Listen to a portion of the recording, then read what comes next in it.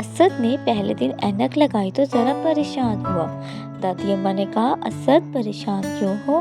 آؤ میں تمہیں ہاتھی کی کہانی سناتی ہوں۔ ایک ننھا ہاتھی ڈمپو جنگل میں اپنے ماں باپ کے ساتھ رہتا تھا۔ ڈمپو ہر وقت اپنے ماں باپ کے ساتھ ہی گھومتا پھرتا تھا۔ جہاں اس کے ماں باپ جاتے ڈمپو بھی ساتھ ہوتا۔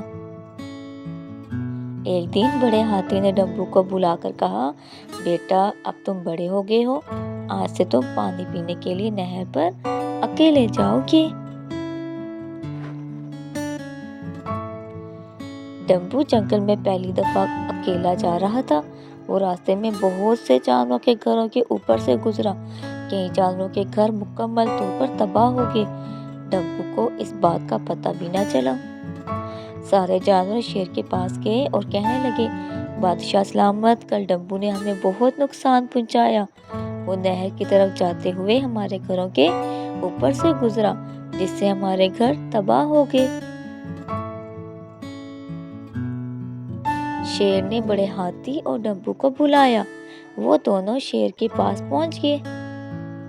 شیر نے بڑے ہاتھی سے پوچھا، کل ڈمپو نے نہر کی طرف جاتے ہوئے جانوروں کے گھر کیوں گرائے ہیں؟ بڑے ہاتھی نے کہا، بادشاہ سلامت، میرا خیال ہے کہ ڈمپو کی نظر کمزور ہے، اسے کسی ڈاکٹر کو دکھانے کی ضرورت ہے۔ شیر نے ڈاکٹر کو بلایا۔ ڈاکٹر نے ڈمپو کے سامنے ایک تختی رکھی جس پر حروف لکھے ہوئے تھے۔ ڈاکٹر نے ایک ایک حرف کے بارے میں پوچھا۔ ڈمپو نے اپنی سونڈ سے اشارے کرتے ہوئے ہر دفعہ غلط بتایا۔ ڈاکٹر نے کہا، ننھے ڈمپو کی نظر بہت کمزور ہے، میں اس کے لیے اینک بنا دیتا ہوں۔ اب ڈمپو نظر کی اینک لگا کر جنگل میں خوشی خوشی پھرنے لگا۔ ایک دن ڈمپو پانی پینے کے لیے نہر پر گیا۔ پانی پینے سے پہلے اس نے اینک اتار کر ایک درخت کی شاخ پر لٹکا دی۔ ایک زرافہ آیا، وہ اسی درخت کے پتے کھانے لگا۔ اچانک شاخ سے اینک پانی میں گر گئی۔ ڈمپو روتے ہوئے کہنے لگا، میں اینک کے بغیر اپنے گھر کیسے جاؤں گا؟ زرافے نے کہا، ڈمپو میاں پریشان نہ ہو، میں تمہیں گھر تک پہنچا دوں گا۔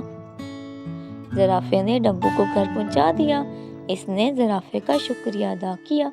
اسد نے پوچھا، دادی اماں وہ اینک کدھر گئی؟ دادی اماں نے کہا، وہ اینک مگرمچھ کو ملی، اس نے زرافے کو دے دی۔